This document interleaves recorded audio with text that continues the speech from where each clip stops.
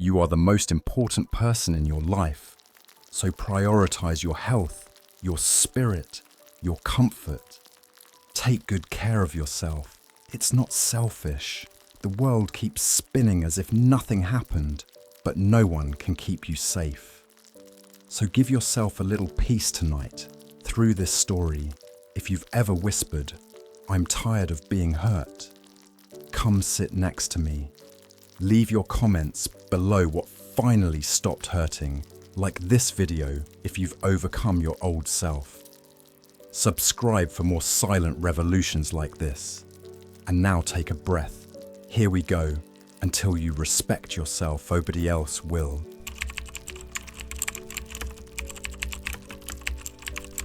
It started not with an earthquake or a heartbreak, but with a glance in the mirror. Elena was brushing her teeth in the dim light of her bathroom at 3:12 a.m. The fluorescent bulb hummed faintly, casting her reflection in cold tones. Her eyes, once bright with curiosity, looked hollow, not sad, just empty. Beneath them, 2 half-moons of purple fatigue carved themselves deeper each day like bruises that no one had touched. She hadn't slept through the night in weeks, maybe months. She had stopped counting, and yet no one really noticed. Or maybe they did, but didn't care enough to ask. At work, she wore foundation and caffeine like armor. "I'm just tired," she'd shrug, dismissing the ache in her bones, the knots in her stomach, the constant tension humming under her skin. But Elena knew she wasn't just tired, she was unraveling. Each night was a private war. Her body ached for rest, but her mind rebelled. The moment she lay down, the thoughts swarmed, an invisible orchestra tuning itself in discord. The emails she hadn't replied to, the texts she overthought the look her manager gave her during the last meeting, and always, that gnawing sense that she was somehow fundamentally not enough. She would toss, turn, get up, scroll her phone, read a paragraph, replay. An old argument in her head, cry a little, breathe, try again, fail again. Sometimes she feared the silence more than the insomnia, because in silence, the real voices came, the ones she'd inherited over the years from past lovers, toxic friendships, and disappointed parents. Voices that whispered, "You're too much, you're not enough, you should be grateful, someone even loves you." No one really wants the real you. So she learned to mute herself, to shrink. She said yes when she meant no, laughed at jokes that hurt her, apologized just to keep the peace, made herself small, agreeable, tolerable. She edited herself into someone else's version of lovable, but in doing so, she deleted the one person who needed her most, herself. And as her sense of self faded, so did her sleep. Because the truth is, the body doesn't rest where the soul doesn't feel safe.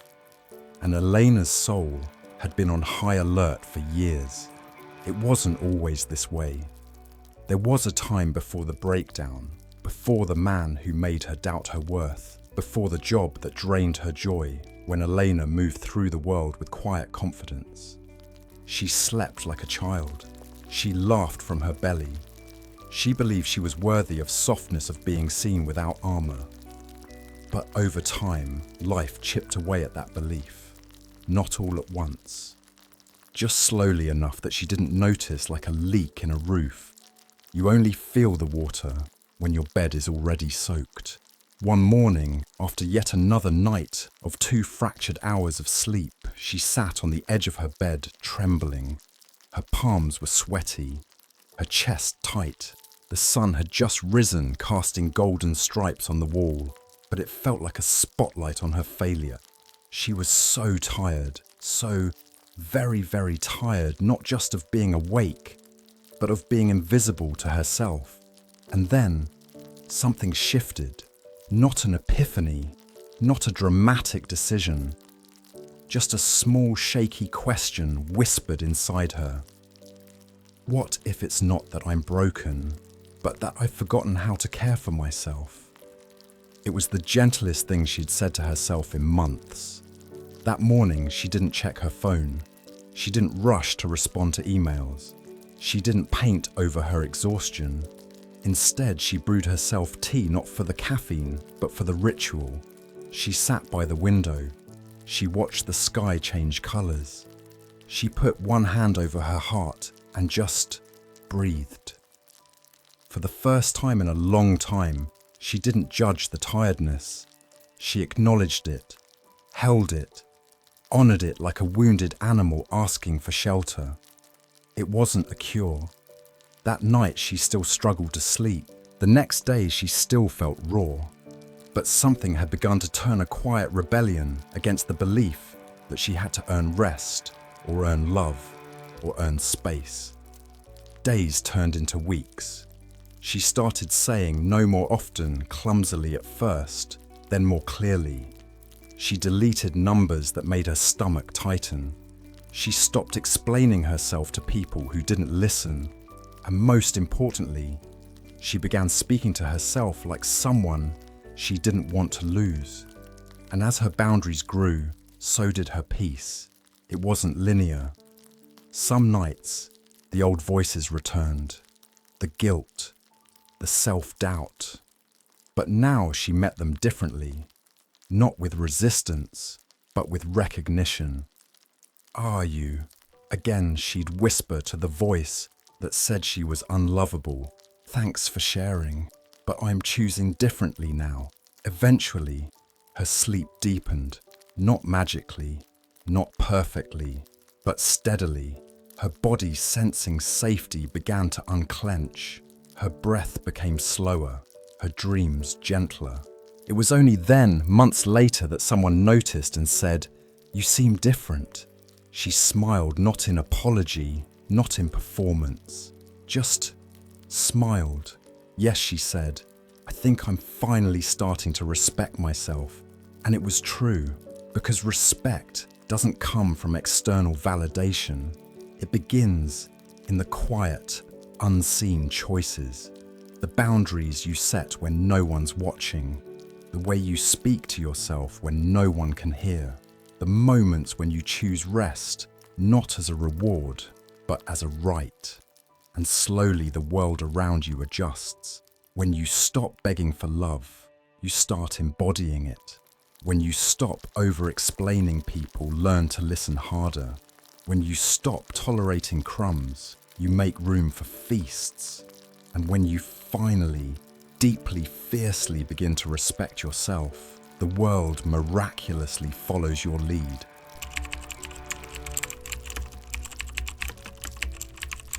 You would think healing is a straight road, that once you begin to respect yourself, once you draw a few boundaries, say no to a few draining people, light a few candles and practice deep breathing, everything would suddenly fall into place. But that's not how healing works, not for Elena. A month after she had begun her quiet return to herself, choosing gentleness, letting go of what hurt, she still found herself staring at the ceiling some nights, tangled in sheets that felt too tight in a room that felt too loud, even in silence. It was 11:48 p.m. The room was dark, quiet, safe, but inside her head, chaos. She had gone to bed early, lights off by 10, herbal tea, finished phone put away, and yet, the moment her head touched the pillow, her mind turned on. A projector screen lit up behind her eyelids. First came the images, an awkward conversation with her boss 2 days ago. Then the sound of voicemail she never returned. Then the memories, her ex laughing at the way she cried. Then the questions, endless looping questions. Why did I say that? Did I overreact? Do they secretly hate me? Am I too sensitive? Her eyes remained closed, but she was nowhere near sleep. Her body lay still, but her thoughts raced like windblown leaves in a storm. Midnight came and went. At 1:26 a.m. she sat up. Her chest was tight again. She paced the apartment once, then returned to bed. She tried listening to a meditation. She tried counting her breath. She even whispered affirmations under her breath, like a child reciting spells. I am safe. I am loved. I deserve rest. Nothing worked. Because the truth was, Elena didn't have trouble sleeping. She had trouble letting go of control, letting go of people who never explained why they left, letting go of the version of herself who was always fine. By 3:00 a.m., Elena drifted into something resembling sleep. But it wasn't the kind that heals. It was thin, shallow, the kind of sleep you can hear through, the kind where you wake up if the fridge hums too loud, where your dreams feel like they're made of static and fog. She would doze off for 20 minutes, then wake with a jolt, heart racing, as if something had startled her. Only there was no noise, no threat, just the echo of her own anxious thoughts. She tossed, turned, shifted the pillow, kicked off the blanket, pulled it back. When the first pale light of dawn crept into the room, she was already awake. Not because her alarm had gone off, because her body had given up trying. 6:07 a.m. The sky was still half asleep, but Elena sat on the edge of her bed, shoulders slumped, hair knotted, eyes glassy.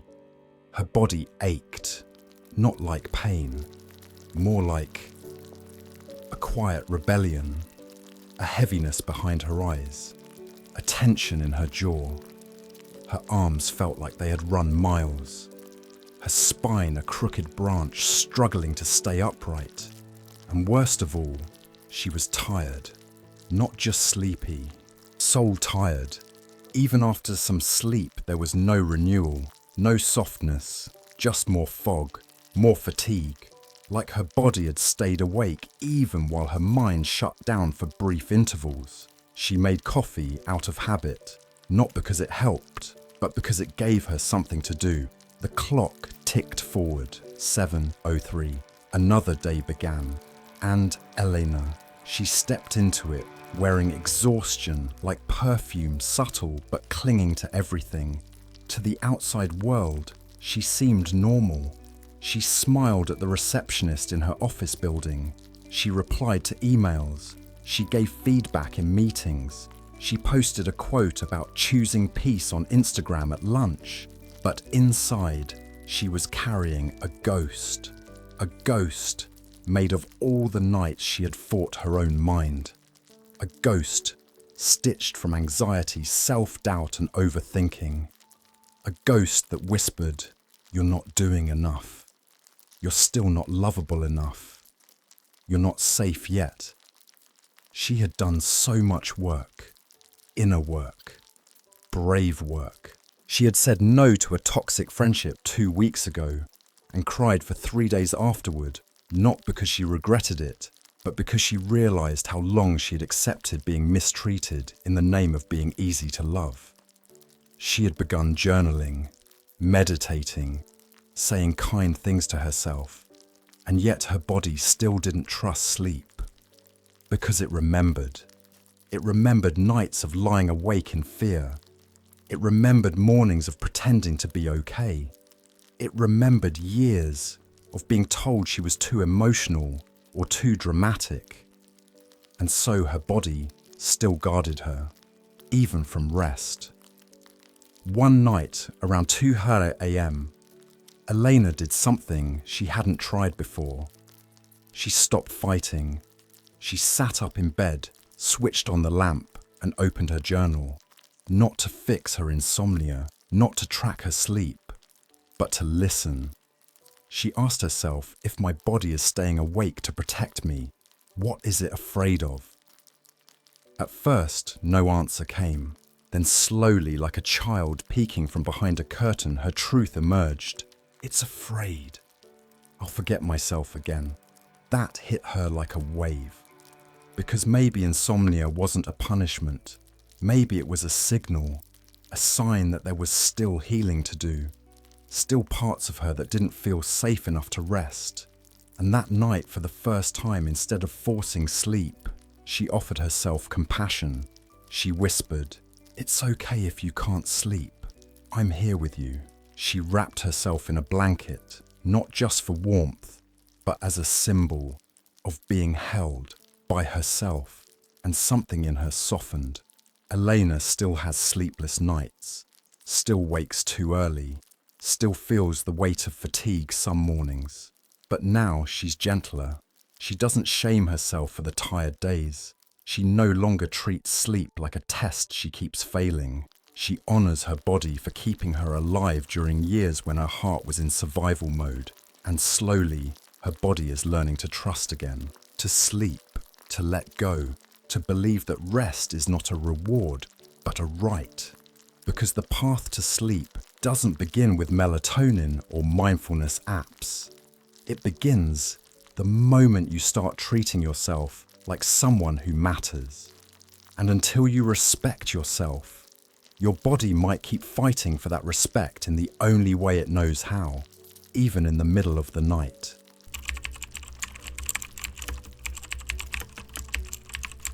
There's something you don't learn until you've been sleep deprived for long enough. Sleep is not just rest. It is emotional regulation. It is social glue. It is the bridge between chaos and clarity. Elena learned this the hard way. At first it seemed manageable. Just a few restless nights, the kind you can hide with concealer and coffee.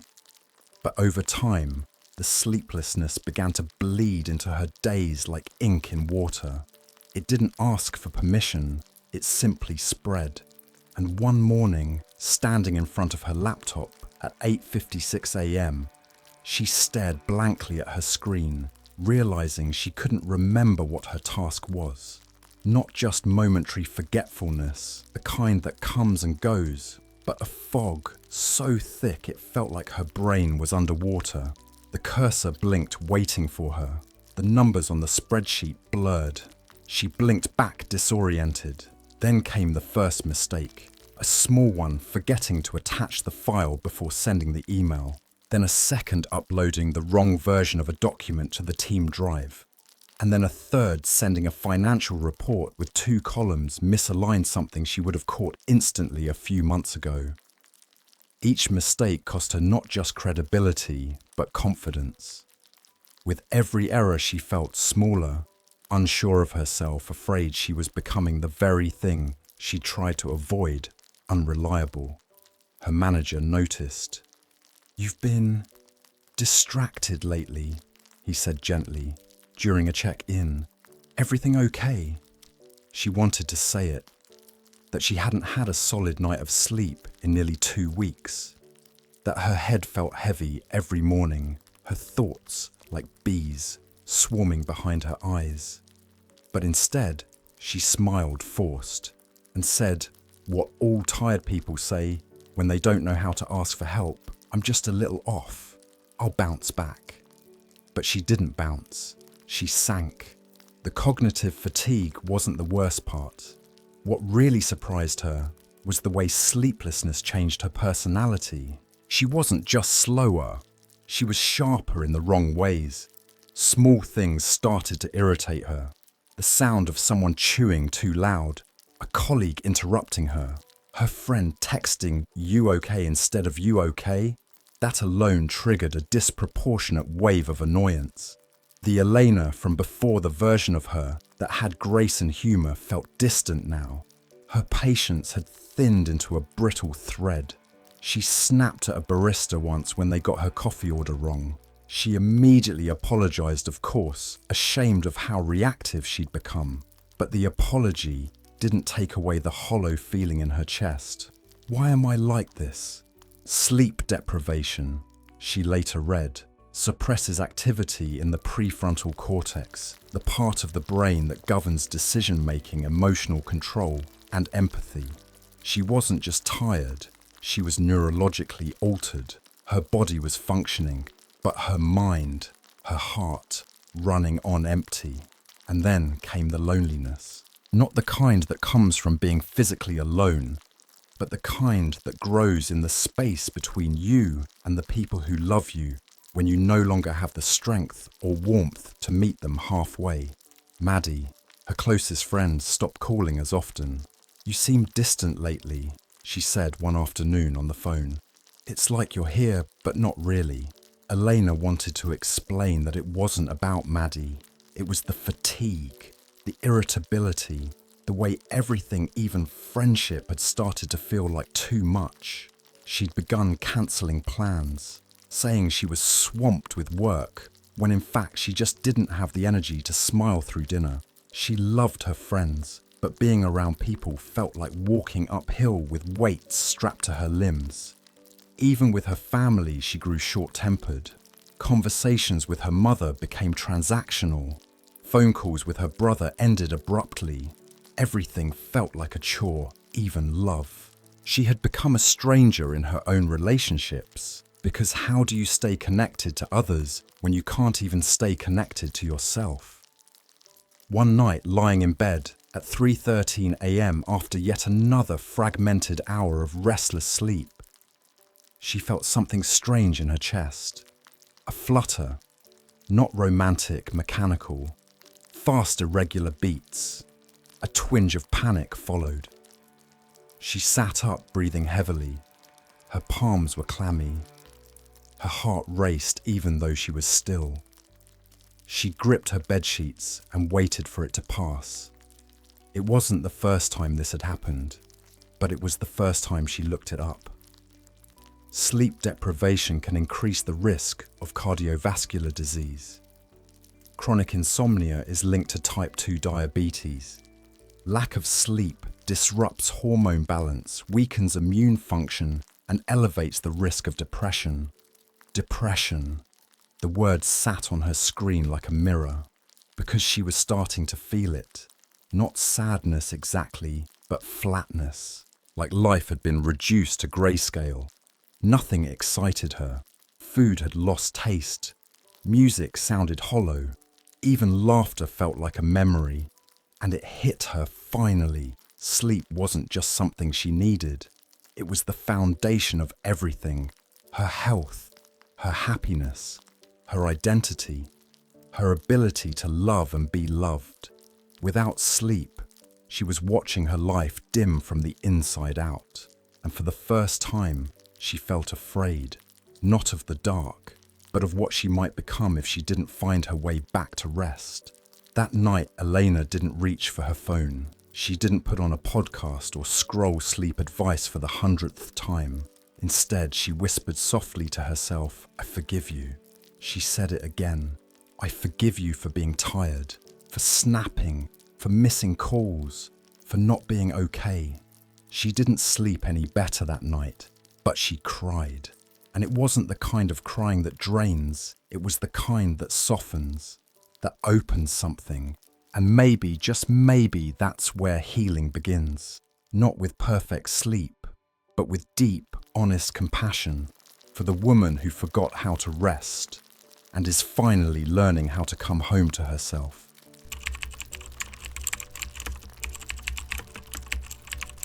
Elena used to believe sleep was something simple.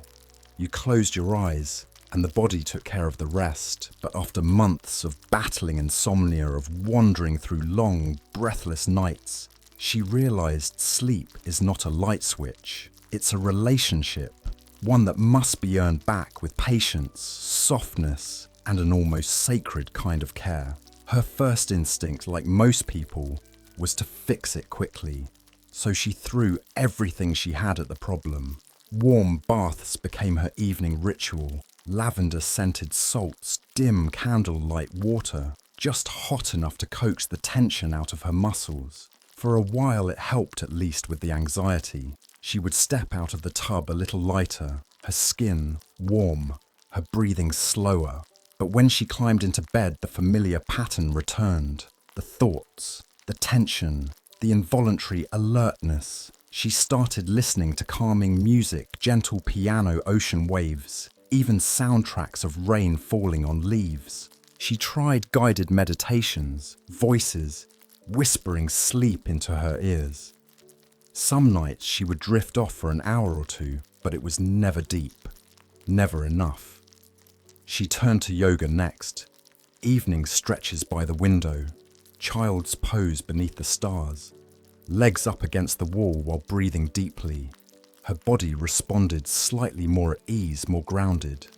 But the stillness also made space for thoughts to return. Still, she kept trying. No caffeine after 2 p.m. No phone an hour before bed. New blackout curtains.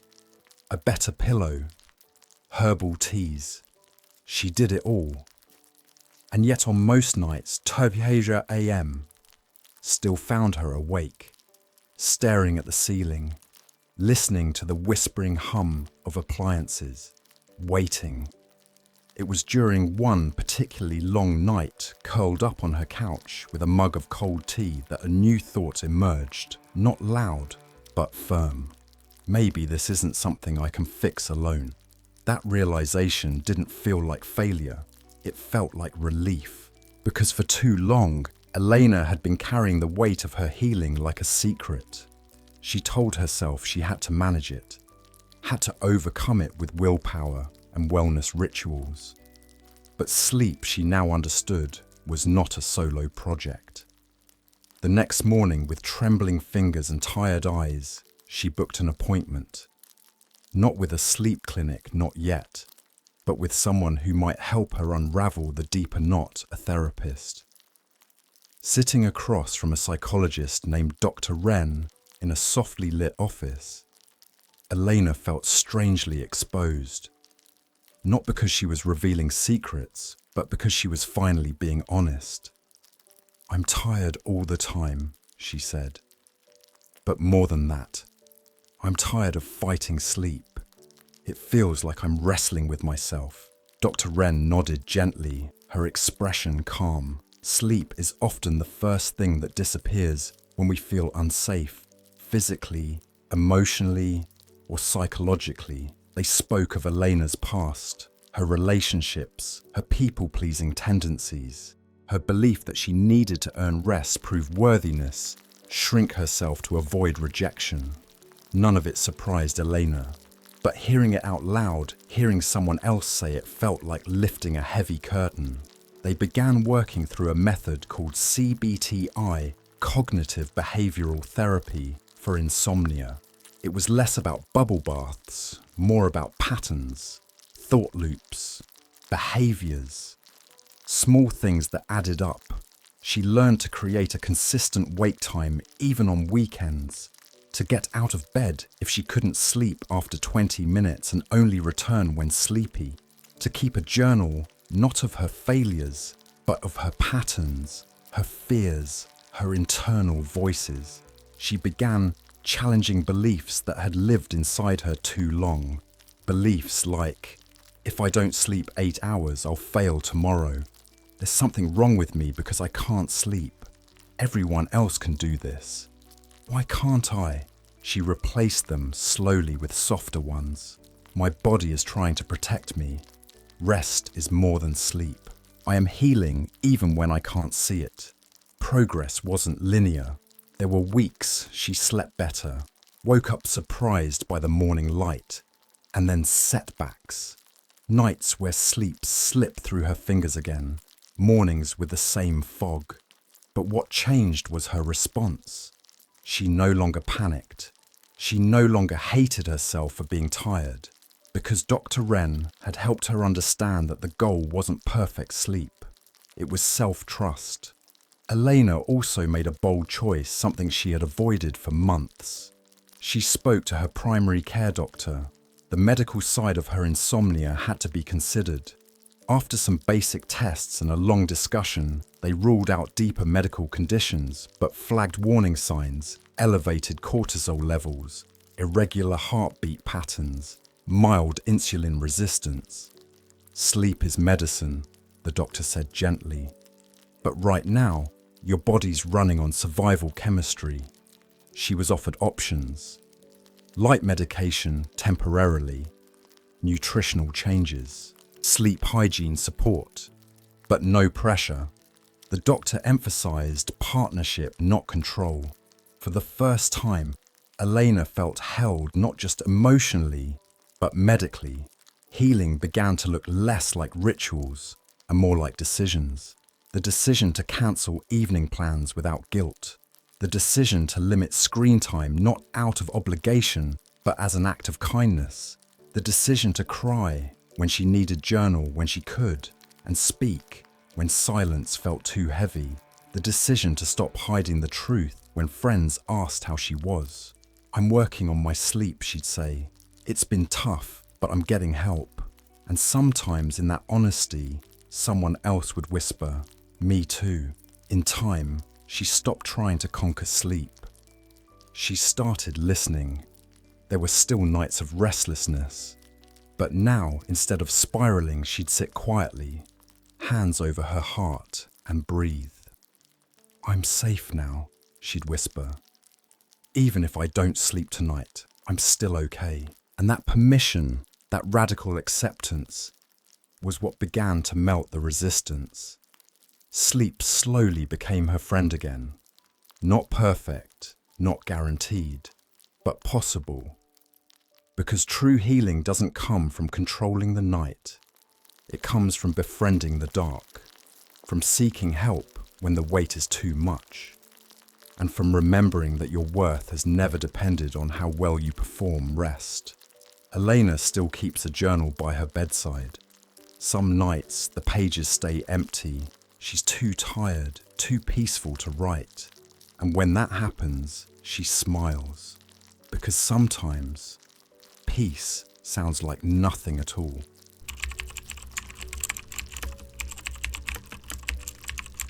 There are nights when Elena still doesn't sleep.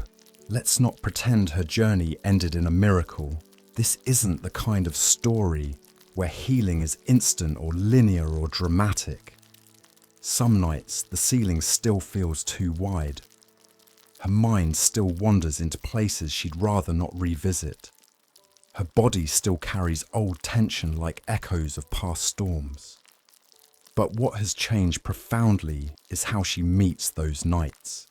Before they were battlegrounds. Now they are moments of deep listening. Because Elena has learned something that cannot be unlearned. She is not broken. She is becoming. There's a quiet, persistent kind of hope inside her now. It doesn't shout. It doesn't wear glitter or fireworks. It's not the kind of hope you post online with hashtags or slogans. It's the hope that comes when you've been to the edge of yourself and made it back. When you faced your own mind at 300 a.m. again and again and whispered, "I'm staying. I'm not abandoning you. Not this time." That kind of hope lives deep in the bones. It anchors you and it reminds you, even if tonight is hard, you will try again tomorrow. Each morning, Elena wakes, not with the expectation of perfection, but with the intention of presence. She no longer counts the hours she slept like a failing scorecard. She counts the choices she makes in the daylight to protect her peace. Some days that means choosing stillness over stimulation. Other days, it means going for a walk, letting the sun touch her skin, letting the world remind her that she belongs to something bigger than anxiety. And on her hardest days, the ones where sleep was fragmented, her body aching, her eyes heavy, she still shows up. Gently, slowly, but she shows up. Because she knows now that the most powerful thing she can do is not give up. Not on sleep, not on healing, not on herself. There's something unshakable about someone who keeps going, not because they're sure they'll win, but because they've decided they're worth the effort. That's who Elena is becoming. She still journals each night, not obsessively, just enough to stay in touch with her inner world. Sometimes she writes, "I only slept 4 hours, but I smiled at the cashier today. I made tea. I breathed. Didn't sleep well. But I set a boundary at work. I said no, and the world didn't end. Tonight might be hard, but I've survived worse. I am learning to rest even when sleep doesn't come. These are not just entries. They are acts of defiance against despair. Because insomnia tries to convince you that nothing will ever change. But Elena slowly and deliberately is proving it wrong. What no one tells you is that healing doesn't always feel like healing. Sometimes it feels like dragging yourself out of bed with shaking legs. Sometimes it feels like crying in the shower. Sometimes it feels like saying, "I'm okay," when what you really mean is "I'm trying." And yet, in these quiet, unseen efforts, something powerful is built. Resilience. The kind that doesn't need applause. The kind that blooms in silence. The kind that gets back up again and again. Elena now keeps a small note on her nightstand. It reads, "A good night's sleep is not a finish line. It's a companion I'm learning to trust again. And I will meet it with grace, even if it arrives slowly, even if it takes its time."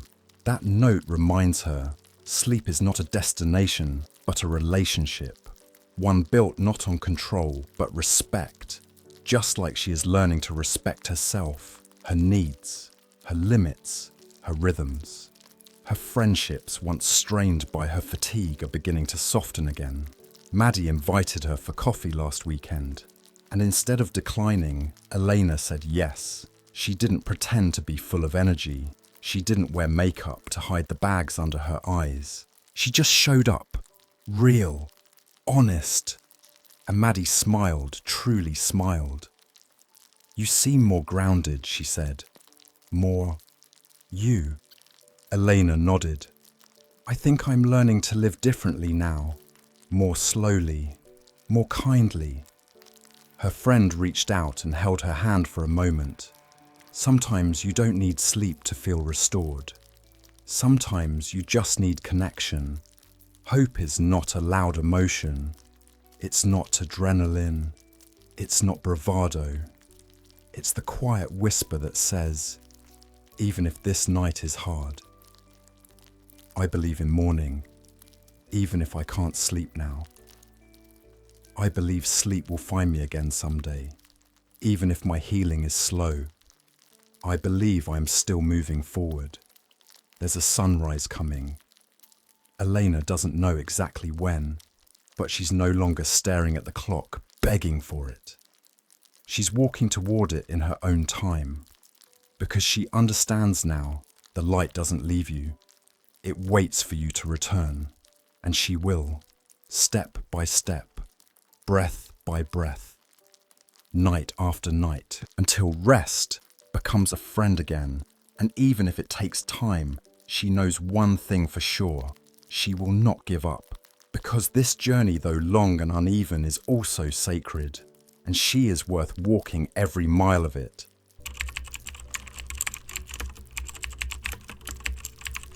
Sometimes the most profound kind of healing is not what you do for yourself, but what you can offer to someone else after you've walked through fire and survived. Elena never imagined herself as someone others would come to for comfort. Not after everything she'd been through. Not after the months of sleeplessness, the panic, the shame, the endless nights where she felt like a ghost in her own body. But time has a way of softening pain into wisdom. And one day, when she least expected it, she found herself sitting across from someone who reminded her of her. It started with a message, a quiet ping on her phone from a former colleague named Naomi. They hadn't spoken in over a year. The message was short, hesitant. "Hey, sorry if this is random. I remember you mentioned once you had trouble sleeping. I think I'm going through something similar. I don't know who to talk to." Elena stared at the screen for a long time.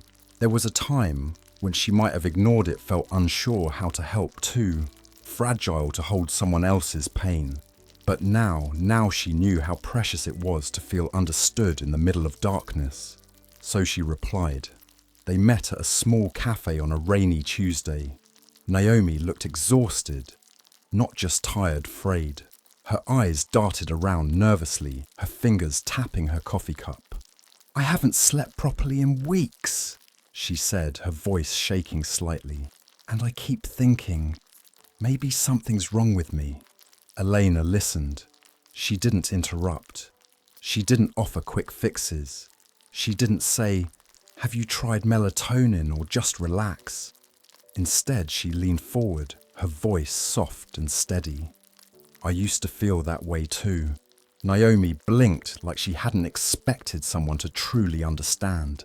"I would lie in bed and wonder if I was losing my mind," Elena continued. "And I kept it to myself because I thought admitting it meant I was weak." Naomi's shoulders sagged slightly. A small release, the beginning of trust. Over the next hour, they talked not about solutions but about survival. Elena shared her story, not the polished version, the real one. The 3 a.m. spirals, the shame of snapping at loved ones, the days when getting out of bed felt like climbing a mountain, the small, slow changes, the way healing never looks like you think it will. She didn't try to be a savior. She didn't present herself as someone fixed. She just spoke like a woman who had made peace with her own storm. And sometimes that's all someone needs. Not advice, just presence. A few days later, Naomi texted her again. "Thank you for not making me feel crazy. I booked an appointment with a therapist today. Your story gave me courage." Elena smiled at her phone, a quiet warmth blooming in her chest. For the first time, she saw how her pain, the one that had nearly broken her, was now lighting a path for someone else. And that changed something. From that day on, Elena began noticing people differently. At the grocery store, she saw a woman staring blankly at the soup cans, her hand trembling slightly. At the bus stop, she noticed a man rubbing his eyes like sleep had been stolen for weeks. At work, she paid closer attention to the silences in conversations, the quiet clues people leave when they don't know how to ask for help. And she responded gently, not intrusively, not with lectures, just with kindness, a smile, a shared story. A Me Too once whispered at just the right moment, because she had learned, when you've lived through darkness, you can recognize its shape in others. And instead of turning away, she turned toward. She started writing too. At first, it was just journal entries, then short blog posts, then longer essays about sleep, self-respect, and the quiet courage of recovery. She never expected anyone to read them, but one day, someone did, and shared it. And then another person wrote to her, "Your words made me feel less alone." She cried that night, not out of sadness, but out of something else, completion. Because somewhere along the way, the girl who used to feel powerless in the middle of the night had become someone else's lighthouse. There's a Japanese art form called kintsugi, the practice of repairing broken pottery with gold. The idea is not to hide the cracks, but to highlight them, to turn damage into design, wounds into wisdom. Elena loved that metaphor because she no longer hid her story, she wore it. And each time she shared it, she wasn't reopening the wound, she was sealing it with gold. Naomi wasn't the last person who came to her. There were others, friends, co-workers, strangers online. Not all of them needed advice. Most just needed to hear, "I've been there, and I'm still here."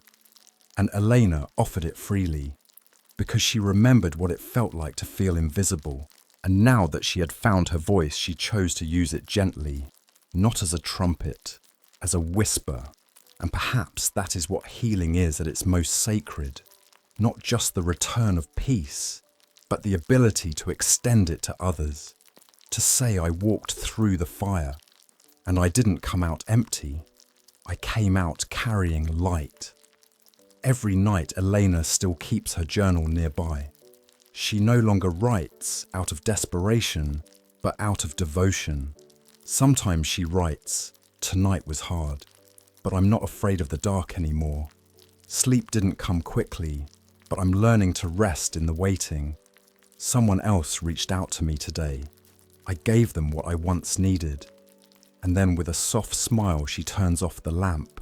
Not because she's certain she'll sleep, but because she knows whatever the night brings, she can face it, and maybe help someone else face theirs too.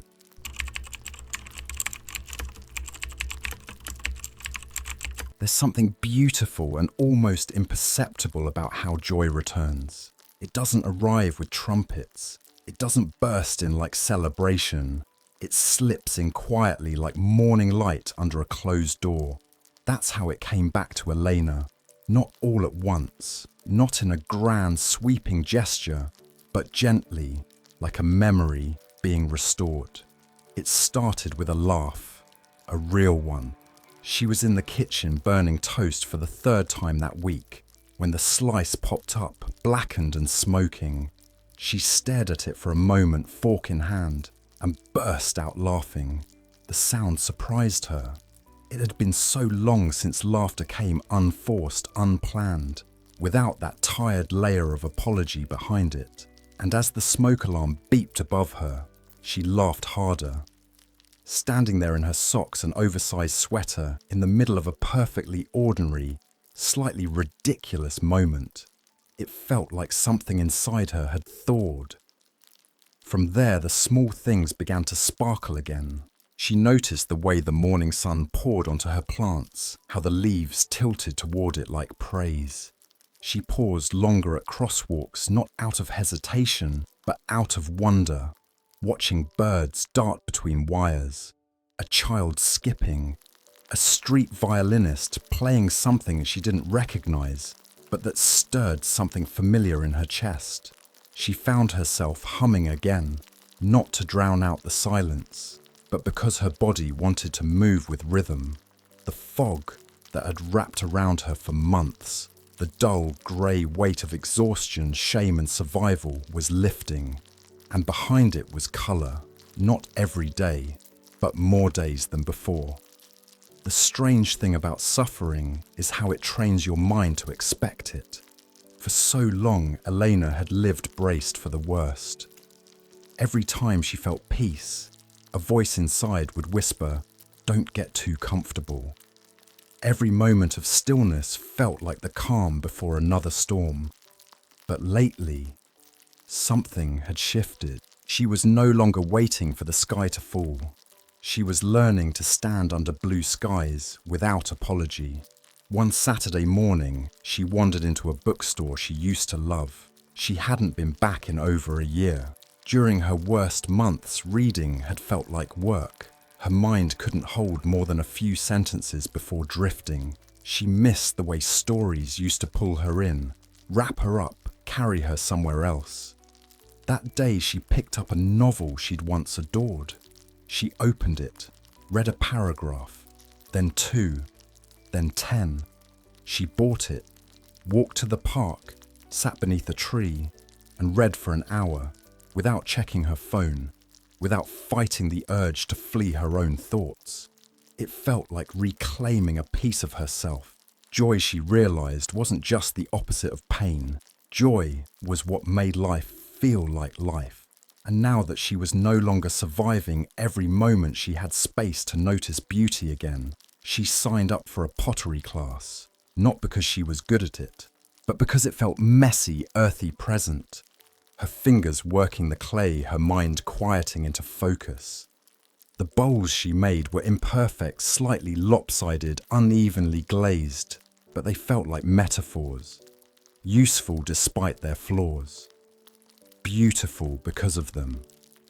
She started cooking again, recipes with more steps than she used to have patience for, chopping garlic slowly, listening to jazz, smiling at the sizzle of olive oil in the pan.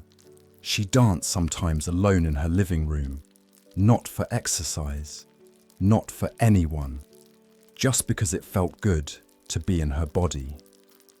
One evening after dinner with friends, They lingered in the doorway, laughing over something someone had said. The kind of laughter that makes you lean against walls and wipe tears from your eyes. And in that moment, Elena looked around and thought, I almost forgot this was possible. I almost forgot joy lives here too. There were still nights that stretched too long, still mornings that felt slow, heavy, delayed. But she no longer judged them. She had stopped measuring her life by the quality of her sleep. She had stopped seeing a restless night as a failure. Some nights she still woke at 3 a.m., but now instead of spiraling, she lit a candle. She made tea. She read a few pages. She wrapped herself in a blanket and whispered, "This is not the end of the world. This is just a moment." And moments pass. That sentence had become her anchor, and through its softness, joy could return. One spring morning, as the trees began to bloom, she found herself walking past a small mirror shop. She caught her reflection in one of the windows. She stopped, not because she looked perfect, but because she looked present. The woman staring back at her had soft eyes, a relaxed jaw, shoulders that no longer curled inward. She looked whole, not fixed, not flawless, just whole. And that after everything was the greatest joy of all. Elena had once believed that joy was something external, something you found in new cities, new relationships, new achievements. But now she knew better. Joy was what remained when you stopped fighting yourself. Joy was the quiet that came after forgiveness. Joy was walking slowly down the street and noticing how light fell through leaves. She still had goals, still had plans, but she no longer measured her worth by how much she accomplished or how perfect her routines were.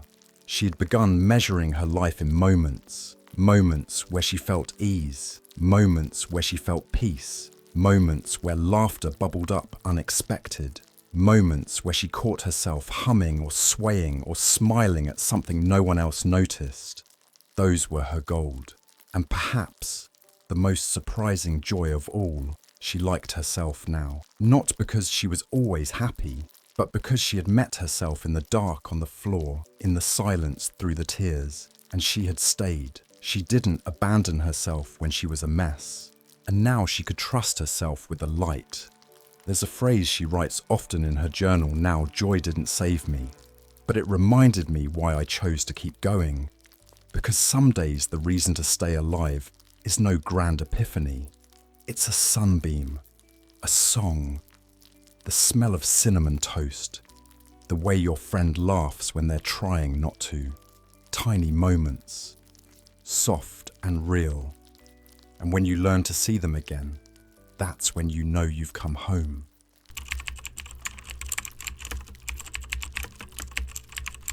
There was a time when Elena believed love meant losing yourself. Not because she wanted to, but because that was how it had always gone.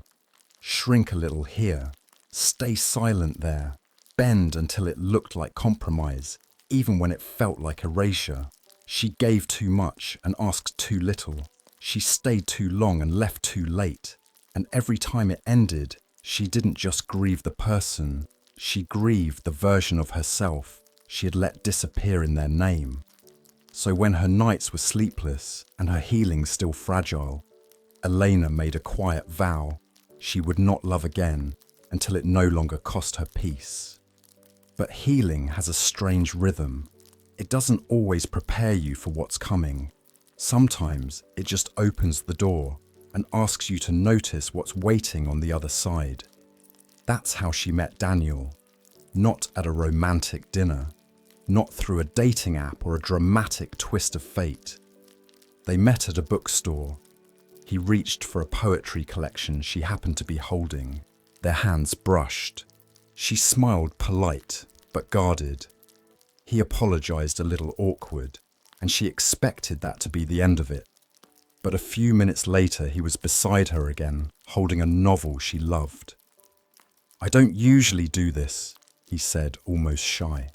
"But it feels like we might have similar taste. Would you recommend this one?" She blinked, not because it was odd, but because it was kind. He wasn't rushing. He wasn't charming in the rehearsed way. He was just there, curious, present, soft around the edges. They talked for 10 minutes in the aisle, and when he asked if she'd like to get coffee sometime, she surprised herself by saying yes. Not because she felt ready for love, but because for the first time in a long time, she felt safe in someone's company. Their first date was slow. There was no performance, no need to impress. Daniel asked questions, real ones, not about her favourite colour, but about her favourite time of day. Not about her job title, but about what she dreamed of doing when she was 8. And Elena, unsure at first, found herself unfolding, not all at once, but piece by piece, because something about him felt unclenched. Like he wasn't trying to be liked, he was just being. And that made it easier for her to be too. She told him early on that she was still recovering. From what he asked gently. From forgetting how to rest. From trusting people who didn't see me. From losing myself. Daniel didn't offer advice. He didn't say me too just to sound understanding. He just nodded. Sat with her silence, held it like something precious. Later that night, she wrote in her journal, "I think I met someone who doesn't want to fix me, just witness me.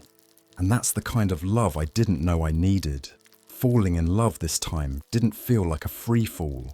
It felt like walking into a quiet room barefoot and realizing the floor was warm. There were no fireworks, no obsession, no anxiety dressed as passion, just a gentle noticing.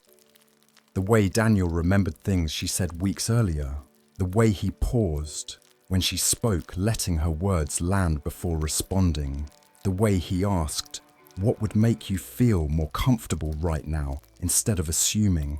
It wasn't dramatic, it was deeply respectful. Still, Elena's old fears visited her. One night after Daniel left her apartment, she sat on the couch for hours, heart pounding. What if she was getting too close? What if she forgot herself again? What if this became another story of giving too much too soon? But this time, she didn't spiral. She observed. She breathed. She reminded herself, I am not who I was when I last fell in love. I know how to return to myself now. I don't abandon me anymore. And slowly the fear loosened its grip.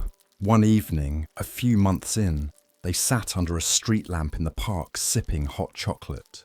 Daniel reached for her hand, not out of habit, but because she had just told him something vulnerable.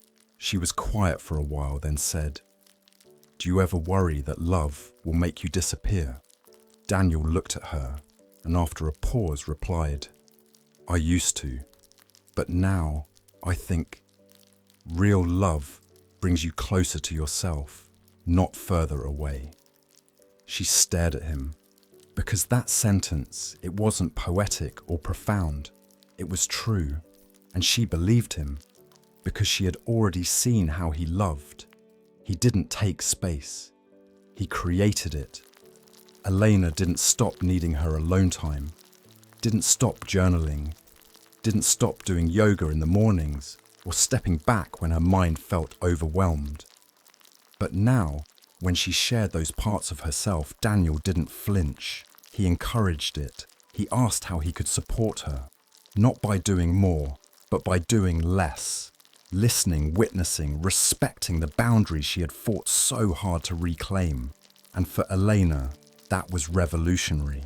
Because for the first time in her life, love didn't come at the expense of her sleep, or her peace, or her identity. It came alongside it. They didn't talk about forever. They talked about tomorrow, and the next weekend, and the book she was reading, and the playlist he made for his drive home. It was enough, because Elena was no longer chasing grand romance. She was learning how to love from a place of wholeness, to let someone walk beside her, not ahead, not behind. And in that quiet companionship, she bloomed. One night, lying beside Daniel as he slept, Elena stayed awake, not out of insomnia, but out of awe. She watched the moonlight fall across the sheets, listened to his breathing, and for the first time in years, the night didn't feel like a threat. It felt like a promise that even in the dark, something gentle can grow, something soft, something real.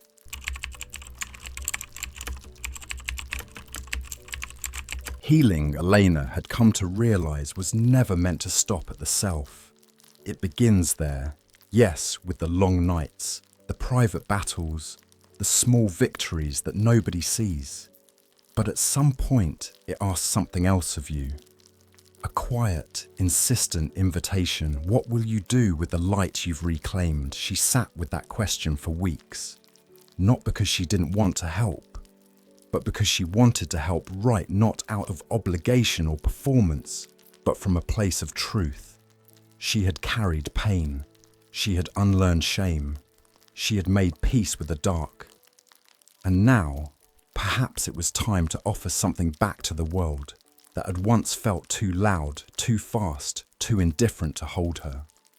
It started with a post. A single entry on a quiet blog she'd created months ago, originally just for herself. The post was titled, "To Anyone Who's Awake Right Now." She wrote it at 2:14 a.m. while the world outside her window was silent. The words came not from memory, but from muscle, from that deep place inside her that still remembered what it felt like to lie in bed wide-eyed and wired, wondering if anyone else knew what this felt like. She didn't make it poetic. She made it honest. She talked about her worst nights, the heart palpitations, the 3 a.m. tears, the guilt of showing up to work half alive. She talked about how it changed her relationships, her sense of self, her body, and then she wrote about the turning point, not a miracle cure, but a slow reintroduction to herself. She ended with, "You are not lazy. You are not broken. You are not alone. You are someone who deserves rest. Even if it takes time to return, it's coming. And until it does, I'll sit with you in the dark." She hit publish and went to sleep. By the time she woke up, the post had been shared over 100 times. Messages trickled into her inbox from strangers in different time zones, different cities, different seasons of life, but the same ache. "I thought it was just me. I cried reading this. Thank you for saying what I couldn't. Please keep writing. It helps." Elena read every message slowly, her chest rising with a strange mix of sorrow and joy. Sorrow for how many people had been carrying this silently. Joy for the simple fact that now they didn't have to. She wrote more, sometimes at midnight, sometimes in the morning light, sometimes about sleep, other times about softness, boundaries, loneliness, the quiet magic of making it through a hard day without giving up. She didn't try to sound like an expert. She wrote as someone who had been there, who was still becoming, and people listened. A month later, she received an email from a local mental health centre. One of the therapists there had come across her writing. They asked, "Would you be open to facilitating a small peer group for women dealing with chronic insomnia and anxiety? We think your voice would be healing." Elena stared at the email for a long time. She wasn't a doctor. She had no credentials, just lived experience and a willingness to share it. But maybe she thought that was enough, not to fix anyone, but to remind them they weren't alone. The group met every Thursday evening. 6 women gathered in a quiet room with cushions, soft lighting, and chamomile tea that rarely got finished. Elena didn't lecture. She didn't lead like a teacher. She held space. She invited them to talk about the nights they didn't sleep, the thoughts they were afraid to say out loud, the ways they masked their exhaustion in front of their children, their bosses, their partners. She shared her own story in pieces, never to center herself, but to mirror back what was possible. Sometimes the group sat in silence for minutes at a time, and it was okay, because silence in a room where no one feels judged is holy. One night, a woman named Rachel stayed back after the session. She looked at Elena and said, "I haven't felt safe talking about this with anyone before, but here, I don't feel crazy. I feel seen." Elena placed a hand gently on hers. "That's how healing starts," she said, "with being seen and not being asked to change first." And in that moment, she felt it again, that same warmth in her chest she'd felt when Naomi reached out months ago, the quiet pulse of purpose. Soon the group began to grow, not because they advertised it, but because healing spreads when it's genuine. Elena created a simple online page for it, called it Stillness Circle. No branding, no fancy logos, just one sentence beneath the name, a safe space to breathe, share, and not be okay for now. She began offering short video reflections, 5 minutes at a time, simple things, how to sit with anxious thoughts without fighting them, what she says to herself on sleepless nights, how to build a bedtime ritual that feels like love, not control. People wrote in not to praise, but to say thank you. And over time, something strange happened. Elena no longer feared the night, not because every night was easy, but because she now knew she was never truly alone in it again. There was one moment, small but unforgettable. She walked past a park bench where 2 women were sitting. One of them was reading from her phone, and Elena heard her say, "Listen to this. This woman wrote something about not being broken just because you can't sleep." Elena didn't stop, didn't say, "I wrote that." She just kept walking, smiling, because this quiet ripple was why she kept going, why she turned her pain into a bridge instead of a wall. Her journal entry that night was short. "I am no longer just someone who survived. I am someone who serves." And maybe that's the most sacred kind of rest, to know that your hardest chapter became someone else's light.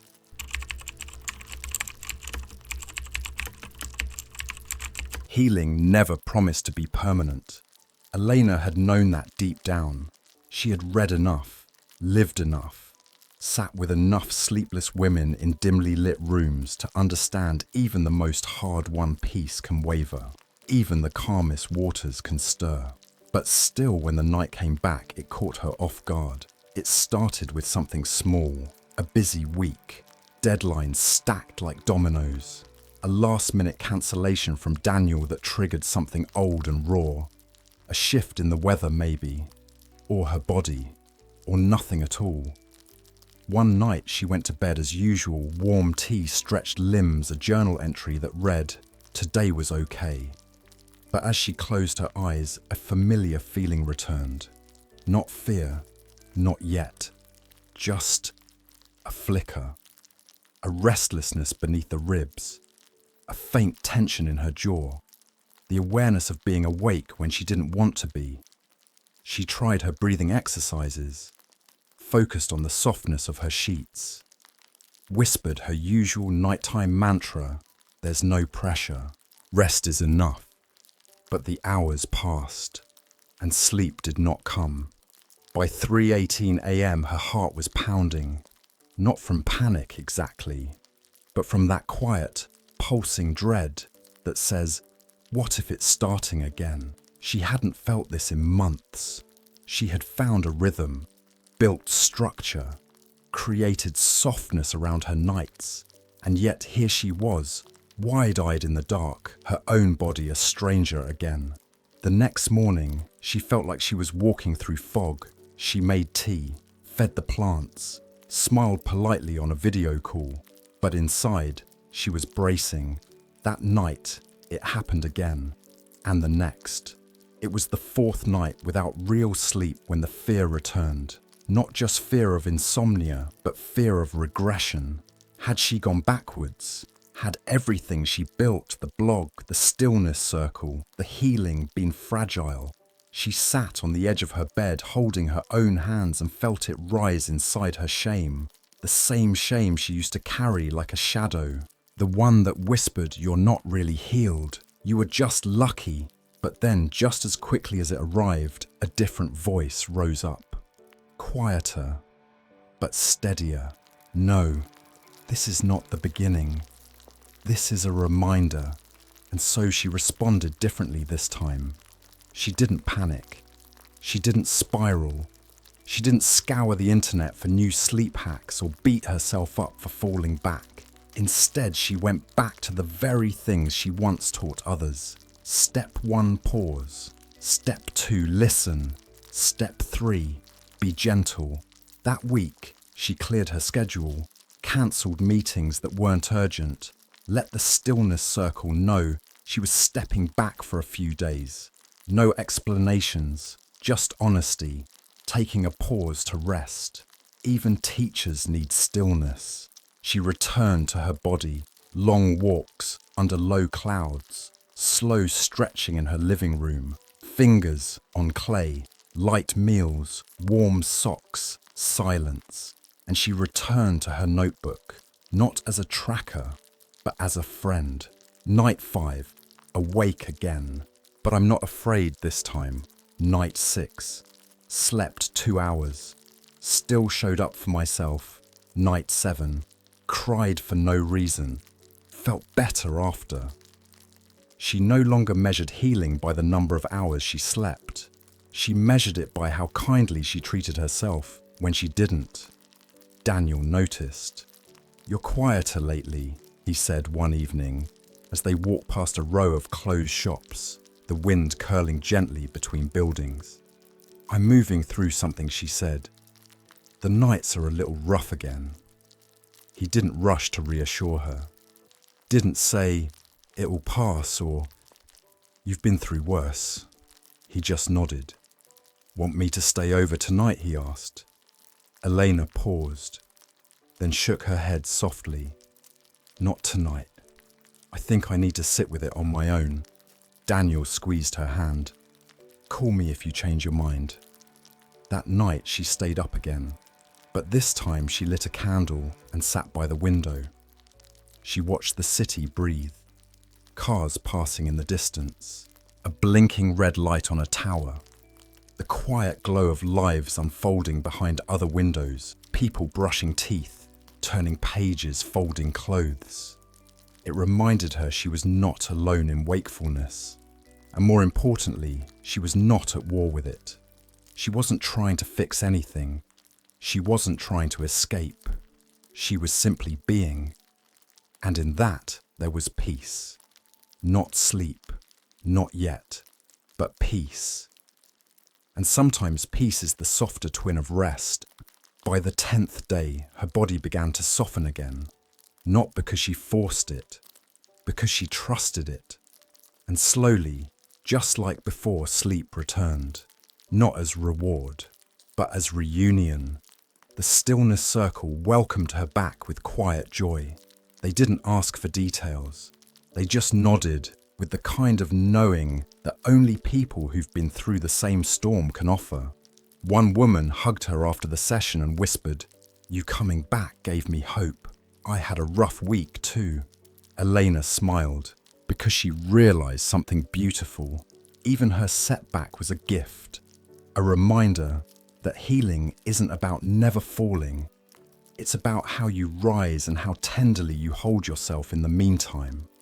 That night, she journaled again. "I used to think setbacks meant I was failing. Now I know they're just part of the rhythm, like waves, like seasons. I'm still healing, still home." And then she turned out the light and slept. Not because everything was perfect, but because she had finally learned peace isn't something you wait for. It's something you return to again and again, even when the night comes back. especially then.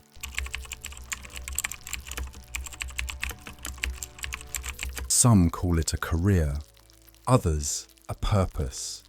But for Elena, it began as a whisper, a quiet pull, not from the world around her, but from the world within.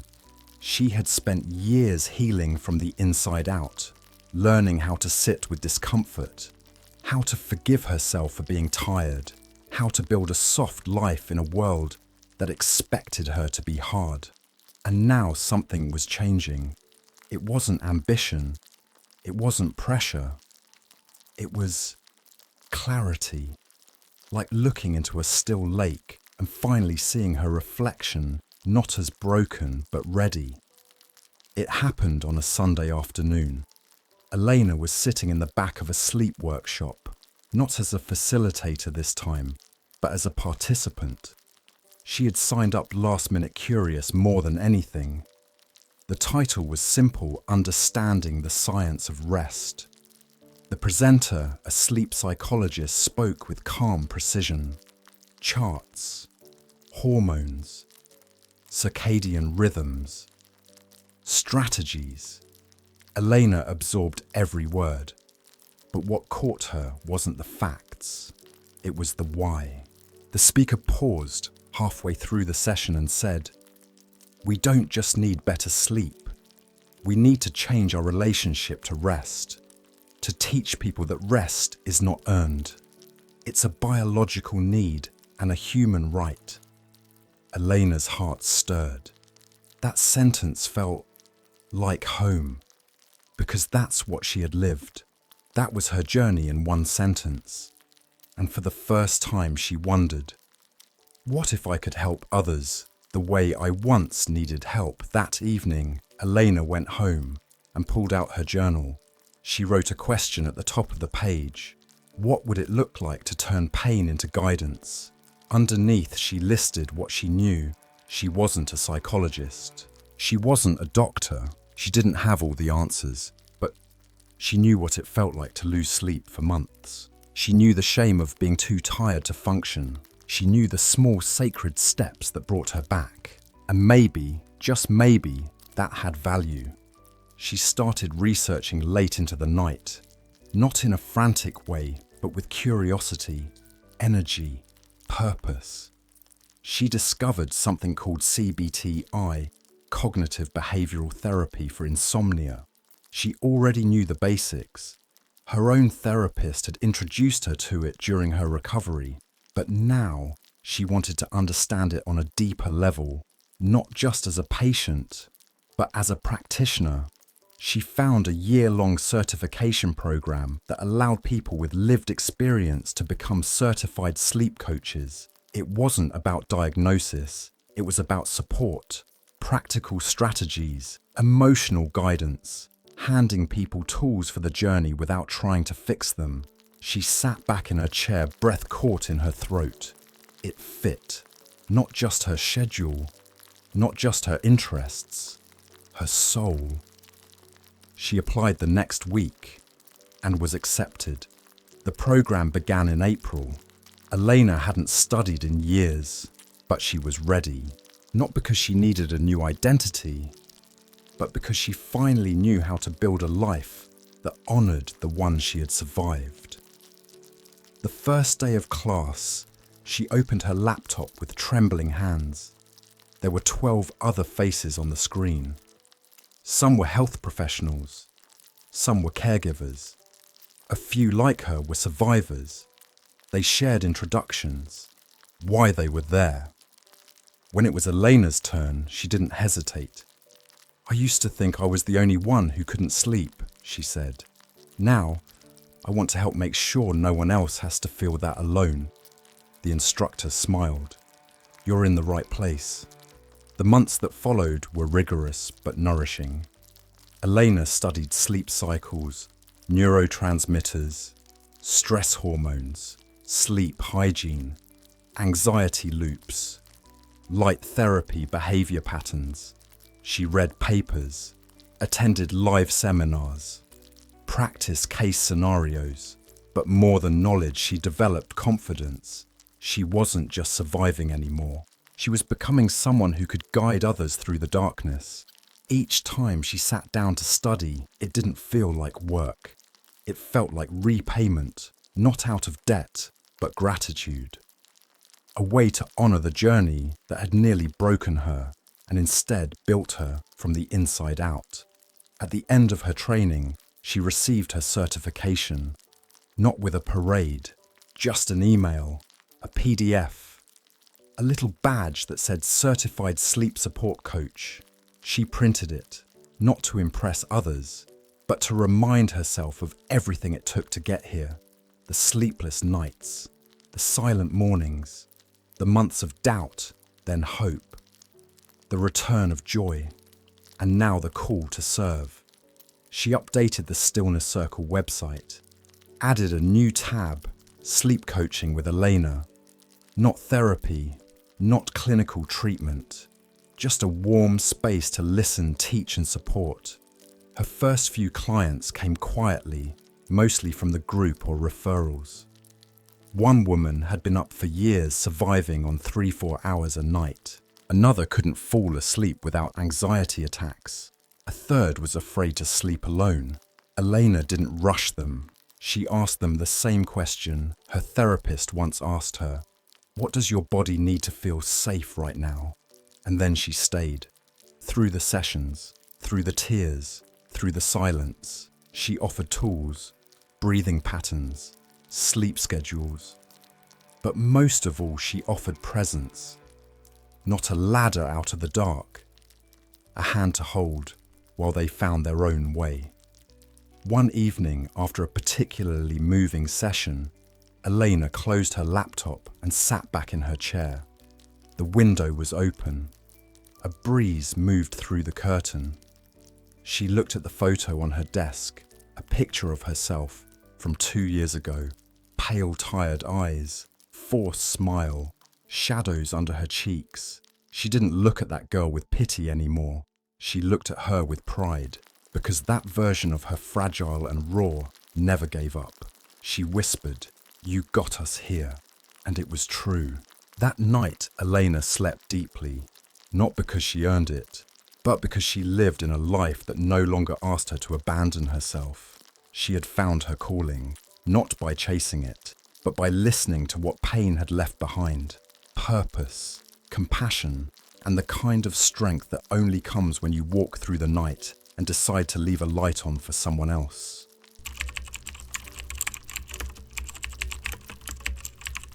Some stories don't end with a triumph. They end with a quiet return, a soft landing, a breath. And maybe that's the real victory, when we stop striving to be fixed and simply begin living in a way that no longer hurts. Elena's journey taught us many things, but perhaps the greatest truth it revealed is this: we don't need to be perfect to be whole. We just need to be present with ourselves, with our struggles, with the quiet courage it takes to keep showing up even when rest is far away. We live in a world that worships doing. We are praised for pushing through, for staying up late, for answering emails at midnight, for grinding until we break. And when we do break, the world offers pills, podcasts and productivity hacks, anything to get us back on track. But what if the track itself is wrong? What if rest is not a pause from life but a part of it? What if healing begins not in action but in allowing ourselves to slow down, allowing our bodies to be tired, allowing our minds to speak and be heard? We've all had our nights, the ones where sleep hides behind closed eyes, where our thoughts are loud and looping, where the room is too quiet and yet somehow too noisy at the same time. We know that silence, that ceiling, that 3 a.m. loneliness. But we also know something else now. We know that every sleepless night we've survived has made us softer, not weaker. We've learnt to listen more deeply, to breathe more intentionally, to care for ourselves like someone we don't want to lose. And maybe that is the most sacred kind of self-respect. Together, we've watched Elena face her exhaustion, her shame, her fear of being unlovable, her belief that worth must be earned. We've seen her fall gently, brutally, completely, and then we saw her rise, not in one leap, but over many nights. We walked with her through therapy, self-doubt, quiet joy, relapse, and rediscovery. And through it all, one truth remained. She never gave up on herself, and neither should we. The lesson in the end is not just about sleep. It's about trust. Trusting that rest will return. That peace is not gone. It's just waiting for us to slow down enough to feel it. That we are allowed to step away from noise, even when the world demands we keep moving. Because we are not machines. We are stories. We are breathing ecosystems. We are hearts that need tending. We are minds that need stillness. We are bodies that need not just sleep, but care. So here at the close of this long and quiet story, let us remind ourselves of what we now know. We don't have to earn rest. We can put down the guilt. We can stop apologizing for being tired. We can honor our need for slowness without explanation. We are not broken. Even when we wake at 2 a.m., even when our minds race, even when we feel disconnected from everyone and everything, we are not flawed. We are just human, sensitive, alive. Healing is not a straight line. There will be setbacks. There will be old habits that sneak back in. There will be nights when we wonder if we've gone backward. But every return to the present is a step forward. Every pause, every breath, every act of compassion counts. We heal in community. When we hear someone say, "Me too," when we are seen without being fixed, when someone sits beside us in our mess and says, "You're still worthy," we begin to believe it. None of us were meant to heal alone. Tonight, maybe we are still tired. Maybe sleep is still uncertain. Maybe the mind is still busy, still asking too many questions. That's okay. Let's not force peace. Let's not chase rest like something to catch. Instead, let's return. Return to the breath. Return to the body. Return to the truth we now hold. We are allowed to rest. Even when the world says go. Even when our past says prove. Even when the night says nothing. And if at this very moment you are lying in bed, with your eyes open and your mind full, we see you. We are you. And we are not failing. We are learning. We are softening. We are finding our way. Elena still has nights where sleep escapes her, but now she no longer sees those nights as punishments. She sees them as reminders to slow down, to listen, to be tender. And she knows we know that rest is not the opposite of productivity. It is the foundation beneath it. It is the home we must return to again and again so we can remember who we are beneath the noise. So let's not end this story with a resolution. Let's end it with a breath. A breath that says, we've made it this far. We've walked through the night. We are still here. And we are no longer afraid of the quiet. Tonight, may we curl into that truth. And if sleep comes, let it come. If it doesn't, let it not come. Because we are already resting. We are already whole. And we will rise tomorrow, not just awake, but aware. Until you respect yourself, nobody else will. This is the story of Elena, a woman who, like so many of us, didn't just lose sleep. She lost herself. It began with insomnia. At first, it was occasional restless nights, racing thoughts and early wake-ups. But slowly, it grew into something deeper, something lonelier. Sleep became a stranger. Fatigue followed her, like a second shadow. And with every sleepless night, her confidence, joy, and sense of identity began to fade. Elena's insomnia was never just about sleep. It was about respect, or the absence of it, not from others, but from herself. She had spent years saying yes when she wanted to say no, apologizing for things that weren't her fault, shrinking herself to fit into spaces that didn't value her. And when her body finally said, "I can't do this anymore," it stopped sleeping.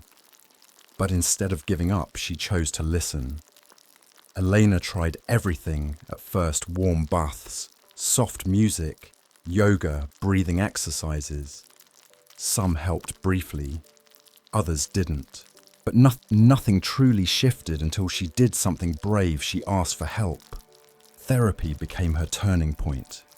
There she learned that healing wasn't about controlling sleep. It was about reclaiming her inner safety. Slowly she stopped seeing insomnia as a flaw and began understanding it as a message, a signal, a call to return home to herself. Her journey was never linear. She had relapses. She cried. She cancelled plans. She felt ashamed at times. But she kept showing up for herself, for her rest, for her healing. And as she did, something beautiful happened. Her world softened. She began reconnecting with joy, laughing at burnt toast, reading books in parks, dancing in her living room. She relearned how to breathe, to say no to love gently. And eventually she opened her heart to love again with a partner who met her with respect and patience, not conditions. Her healing didn't stop with her. Elena shared her story online. One message became hundreds. She started a small circle for people who struggled with sleep. Then she trained as a certified sleep support coach. Her pain became purpose. Her silence became service.